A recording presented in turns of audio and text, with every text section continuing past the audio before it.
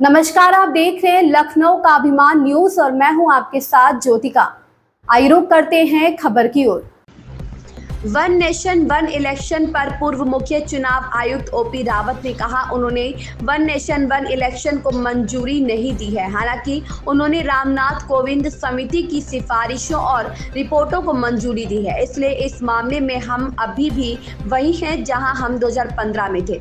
जब हम संशोधन की बात करते हैं, एक बार जब संसद को भेजने के लिए एक मॉडल तैयार हो जाता है तो हम कह सकते हैं कि यह वन नेशन वन इलेक्शन की दिशा में एक कदम है। उन्होंने कहा है कि वह शीतकालीन सत्र में वन नेशन वन इलेक्शन का पहला मॉडल लाएंगे, तब तक बहुत सारे अगर मगर है।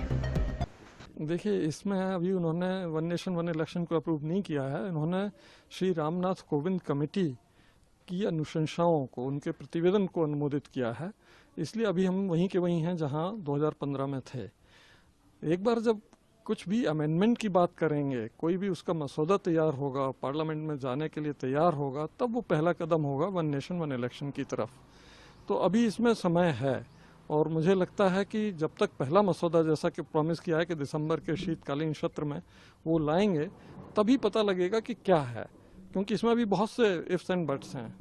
तो अभी आपको क्या लगता है, जिस तरीके से ये करा है कि लोकल बॉडी के भी इलेक्शन हैं, केंद्र के भी, राज्य सरकार के, इन सब के इलेक्शन एक साथ कराने की जो बात कही गई है, जो अनुशंसा है, उसको लेकर आप किस तरीके से देखते हैं? उसमें उसी में तो कन्फ्यूजन दिखता है। अगर लोकसभा और विधानसभा के चुनाव एक साथ कराने की बात सिर्फ होती तो बहुत आसान होता और मुझे लगता है वो कराया जा सकता था, जैसा कि सरकार ने क्लेम किया है कि 2029 में हम करा लेंगे, क्योंकि उसमें कम अमेंडमेंट्स करने हैं और हो सकता है अगर आप पॉलिटिकल पार्टीज को अपने साथ ले लेते हो तो हो सकता है। जब आपने पंचायत और लोकल बॉडीज उसमें जोड़ दी तो हर स्टेट का अलग कानून है जिसके तहत वो चुनाव होते हैं, लोकल बॉडीज के, पंचायत के और नगर पालिका के।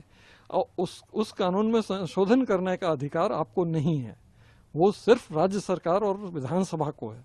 और कई राज्यों में आपकी सरकार नहीं है, डीएमके की है, टीएमसी की है, जेडीयू की है, चंद्रबाबू नायडू की है, सब अलग अलग हैं। ये तो वो लोग आपकी बात मानेंगे, अमेंड करेंगे या नहीं करेंगे, ये डाउटफुल है। तो इसलिए उसको साथ लेने से इसका इम्प्लीमेंटेशन बड़ा दुरूह दिख रहा है। तो अभी क्या स्थिति लगती है कि जैसे सरकार भी दावा करेगी 29 में हम एक साथ चुनाव कराएंगे, तो अभी की स्थिति में आप क्या मानते हैं कि ये कितना पॉसिबल है और कितना?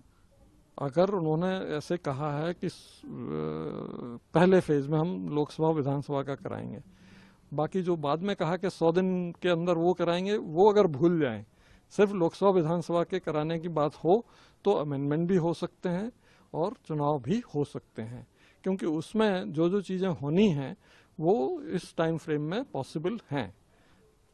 सर, अभी समय भी, जिसे अगर कहें 29 के लिए, तो अभी इसमें परिसीमन भी होना, जनगणना भी होनी, तो कितना इन सब प्रोसेस में कितना समय लग सकता है और देखिए कितना फास्ट करना पड़ेगा? देखिए, जनगणना कम से कम 1.5 से 2 साल, परिसीमन कम से कम 2 साल, 4 साल तो ये लगने हैं। और उसके बाद अमेंडमेंट, तो अमेंडमेंट इन दोनों चीज़ों के साथ हो सकते हैं, परिसीमन और इनके साथ, तो अमेंडमेंट में 4 साल के अंदर ही हो जाएंगे और 28 में ये तैयार हो सकते हैं कराने के लिए। लेकिन उसके लिए इन्हें पहले से इलेक्शन कमीशन को देना होगा कि हम कराना चाहते हैं, और पैसा देना होगा कि आप ईवीएम वीवीपैट जो जितनी भी वांछित संख्या है उसमें बनवा लीजिए, क्यों उनको बनवाने में 3-4 साल लगेंगे। तो ये दोनों पैरेलल अगर चलते हैं तो शायद करा लें।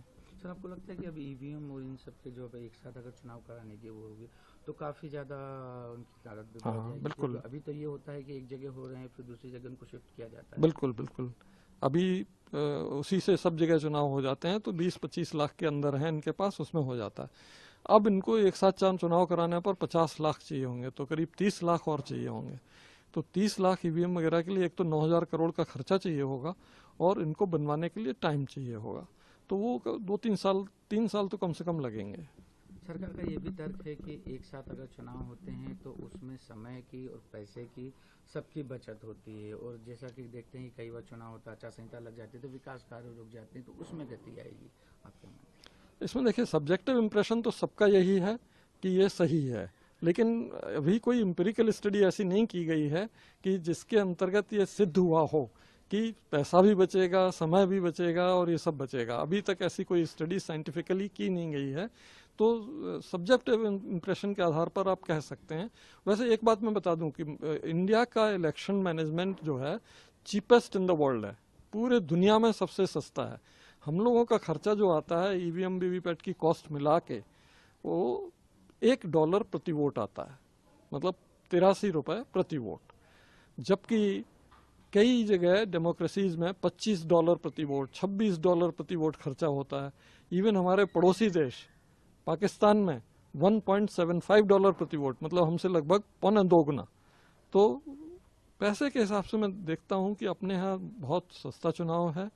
पार्टियों का खर्चा जरूर बहुत ज़्यादा होता है क्योंकि वो कैंपेन में और ड्राइवरी में इस सब में बहुत खर्चा कर देती हैं, लेकिन अपना चुनाव प्रबंधन बहुत सस्ता है, इसलिए उसकी कोई बात नहीं है। सर इलेक्शन इस खबर में बस इतना ही। बने रहिए लखनऊ का अभिमान न्यूज के साथ।